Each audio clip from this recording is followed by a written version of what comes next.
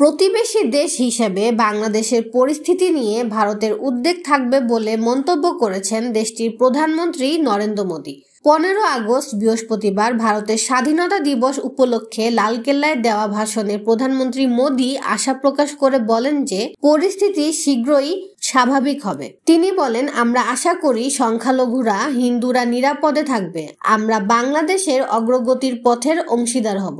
এর আগে গত 8 আগস্ট অন্তর্বর্তীকালীন সরকারের প্রধান উপদেষ্টা হিসেবে দায়িত্ব গ্রহণ করায় অধ্যাপক ডক্টর মোহাম্মদ ইউনূসকে শুভেচ্ছা জানায় মোদী। মোদী বলেন, আমরা আশা করি হিন্দু ও অন্যান্য সংখ্যালঘু সম্প্রদায়ের সুরক্ষা ও নিরাপত্তা নিশ্চিত করে দ্রুত স্বাভাবিক অবস্থা ফিরে আসবে। তিনি আরো বলেন, শান্তি, নিরাপত্তা ও উন্নয়নের ক্ষেত্রে উভয় দেশের জনগণের অভিন্ন আকাঙ্ক্ষা পূরণে বাংলাদেশের সঙ্গে কাজ করতে ভারত প্রতিশ্রুতিবদ্ধ। প্রসঙ্গত, শিক্ষার্থীদের তুমুল আন্দোলনের মুখে গত 5 আগস্ট প্রধানমন্ত্রীর পদ থেকে পদত্যাগের পর দেশ ছেড়ে ভারতে চলে যান শেখ হাসিনা। তিনি বঙ্গভবন থেকে একটি সামরিক হেলিকপ্টারে তার বোন রেহানাকে নিয়ে উড্ডয়ন করেন। ভারতের আগরতলা হয়ে তিনি দিল্লি চলে যান।